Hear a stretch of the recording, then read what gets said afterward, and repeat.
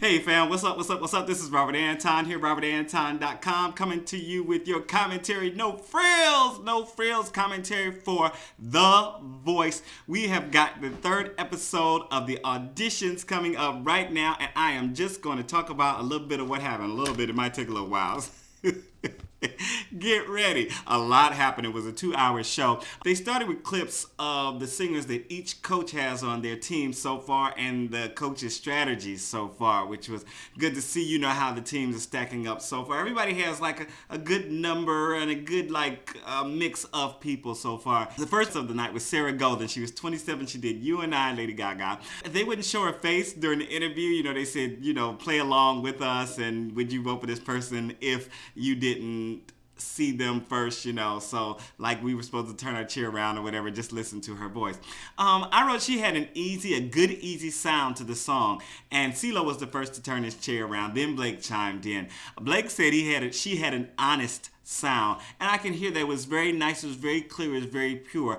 She chose Ceelo, and I thought either judge for her would have been good. Elley Duhe did Mercy by Duffy, and I wasn't sure about her when she started out. Her voice is very young, and it clips here and there when she goes up into her higher range, but she does have a lot of stage presence. The last note was really nice. She really brought it, that last final note, open good, close good, and everything else.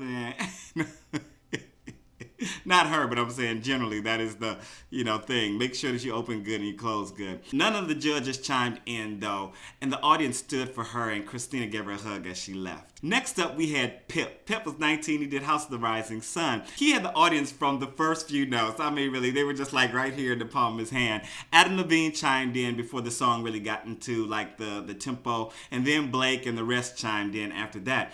They were really fighting over this boy. And Blake was funny. I mean, Blake has been funny and make a little snide comments on the side. I am really enjoying him and the way he just plays with everybody and tries to put everybody oh no, you don't want to go with her because she just gone. She ain't got no time for you. He's just really good at it. I'm really enjoying that. He chose Adam. And I thought the same thing. I thought that was the best choice, and mainly because Adam chimed in first, and because it seems like they might be a nice match. Erin Willett was next. 22, I Want You Back. Michael Jackson. Her story made my eyes moist. I'm sorry, it just really did. And she came out strong on the song, so I was all for her. Blake chimed in first. On the song, she didn't really hit the high notes, She kind of brought all the notes down, all the higher notes down, which, was kind of disappointing for me. And she was wide open the whole time on the song. She was just, all the judges were talking about her power. And I was thinking, power could be a good and a bad thing. Power is good if you have it and you can control it. It's not so good if it's just all out there and you don't have any way of pulling it, reining it in and playing with it and giving us a lot and then pulling it down to something really small. So what I hope to see out of her is for her to start really controlling that power and making just giving us the eruption and then bringing it back down, really playing with all of this that she has, because if you can't do that, then it's hard to be a really good artist. David Grace was next. The Sweet Home Alabama. He was really good on the acapella part to start. I really enjoyed that. I liked his positive, smiley beginning, and then he got more serious, like he was really concentrating and stuff. And I was like, "Come on, man, bring it back." He seemed like he was still trying to keep this smile going in the sound, because a lot of times when you're smiling, people can tell, and it all comes across. And so he was trying to keep that going. I could see him working at it. So that was a good thing. I liked especially what he was doing in the second verse. He made some nice little changes. None of the judges chimed in for him, though they were all keeping their hands near the buttons and stuff. Blake said he wasn't sure about the way he slid into the notes too often. He didn't know if it was on purpose or if it was just something that he couldn't control. So Adam also said the same thing. So I wish him luck. Maybe he'll be back for the second part and do a different song and really show that he has more control. Katrina Parker did One of Us, Joan Osborne. I wasn't expecting that voice to come out of her. I just really wasn't. She was very poised, and her voice was just, as soon as she started, she had just a little something special. Adam chimed in alone. Her voice reminded me of and Adele type of voice. And, I typed it on Twitter. Now, even though I was typing, I was like, oh, Lord, don't have people coming for me like, that's the greatest. Yeah, but she did. I'm sorry. When I heard her voice, I heard her sound, Adele immediately came to mind. And I couldn't help it. And that's a good thing for her to be able to be compared to Adele. I don't know if she has as much of the range and the power, but we'll see as she goes along because she is on Team Adam. Geoff McBride. It's spelled Geoff. They kept calling him Geoff. I don't know which way he pronounces it. He did Higher Ground, Stevie Wonder, and he brought the old school soul back. I mean, he came in, he gave this yelp out. And I was just like, all right, brother, come on, bring it. So he worked the stage, he worked the audience. I thought he was about to go in front of the judges' chairs for a minute. He did his thing. Christina turned her chair around first, then Ceelo. I wrote this was a near perfect performance. I mean, he just did everything right. I really enjoyed everything he did, and he had a really good sound. He's my type of singer, so I couldn't help but enjoy it because it was good. He chose Christina, and I thought that was a really good choice for him. Erin Martin, 27, she did Hey There, Delilah. She started out, and instantly, that voice was recognizable. I mean, it was just like, wow, it was very distinct and different. Unique and different are two different things. I didn't think it was so much unique because she reminded me of like Dia and Xtina and even Drew from American Idol. But very definitely recognizable, definitely different. Blake and Ceelo chimed in for her, and she was so beautiful. I mean, she's a print model, former model and all that. So, she looked good. That goes without saying. But they didn't get to see her. That's a good thing about the voice. They didn't get to see her before they chimed in. So, they really are riding on her sound. And she does have a very special sound. I loved her presence. And again, I wrote she was just a very pretty woman. She chose Ceelo, making him a very happy man. But, Ceelo, I'm sorry to tell you. Maybe more on that later. Jason Massone, 23, did Find Your Love.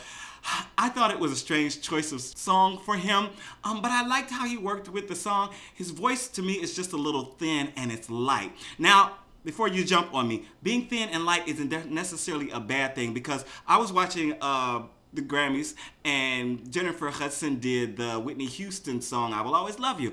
And some people on Twitter said, oh, she always starts out stuff too strong, but she has a heavier voice than Whitney Houston. She has that kind of power, and it's harder for her to bring it really, really soft than it is for her just to, even if she just sings it, it's going to come out kind of powerful. Whitney had a lighter voice than Jennifer's. So, there's a difference. People have thinner, lighter, stronger, coarser. When someone says thin and light, it's not necessarily a bad thing. And in this case, it's not necessarily, again, a bad thing. It just is a thin and light voice. Christina and Blake chimed in first, and then Ceelo chimed in. His ending, he kind of dropped a little bit, and I think it was because he was like so surprised and excited because so many judges had chimed in for him, and he's kind of overcome, I think. So he kind of dropped the end a little bit. But I thought he did a really good song, and he chose Ceelo, which, again, was another interesting choice. So I think he's going to make a lot of interesting choices throughout this competition. It'll be good to watch him. If you enjoy my commentaries, please make sure to thumb this up, to favorite it, to Facebook it and tweet it and all that good stuff because it helps me to stay involved and to stay excited about doing it. And make sure to comment and let me know what you thought and let me know who your favorites were. Next up was Winter Ray. She was 23. She did Take a Bow. Yeah, Perez Hilton showed up as one of her supporters, which is a big supporter, you know what I'm saying? And yeah, I was hoping that she was going to be great. I really was. She was kind of shaky on her opening and probably a little nervous. She had her riffs were a little off.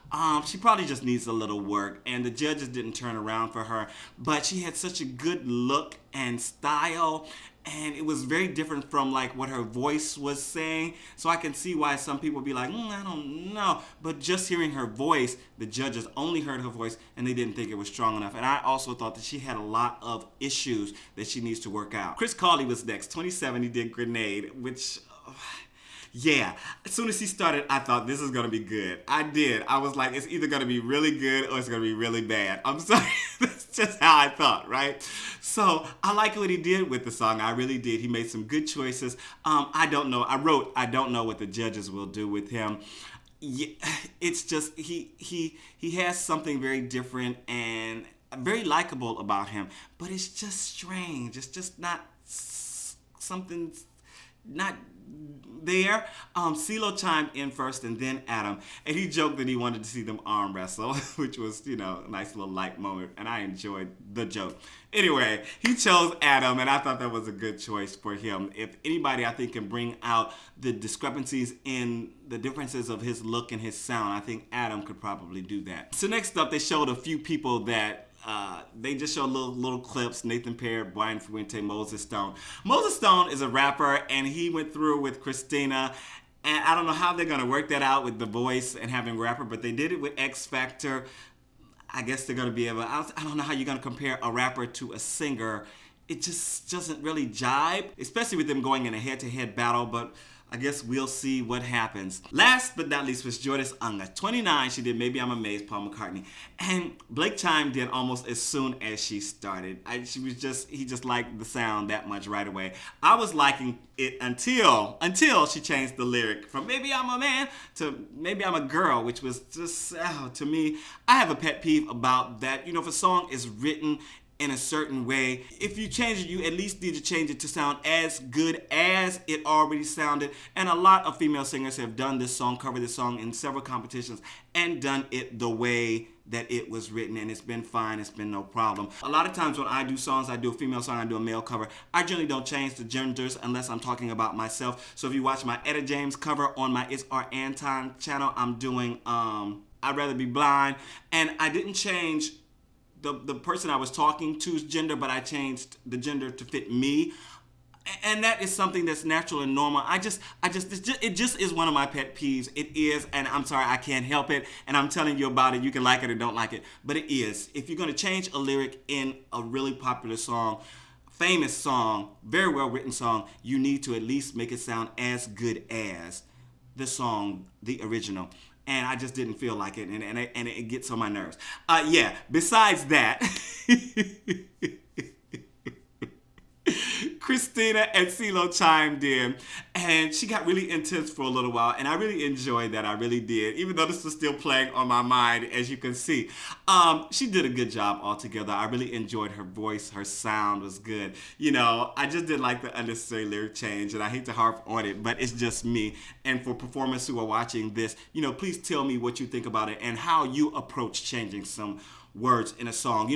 I have to do this sometimes, especially when there are curse lyrics when I do my gigs, like for weddings and bar mitzvahs and stuff like that. And I really do put a lot of thought into it before I change it, because I want it to be something that's normal and natural and current, but I also want it to be something that adds to, or at least complements, the lyric that is there. This is Robert Anton, robertanton.com. Check out my originals here on YouTube.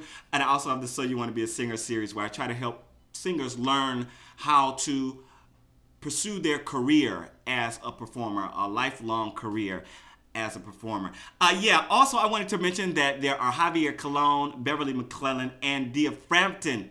They all have CDs out now. I actually went to a concert for Javier Colon, and I think I might do a little bit of commentary. Please, if you want to see it, please let me know and get me going, because I'm not sure if I want to tape it or not. I do have some great things to say. I have some not so great things to say about the concert, but I did enjoy myself. He has a wonderful voice, and he has some good opening acts. This is Robert Anton once again. I'm out. Peace.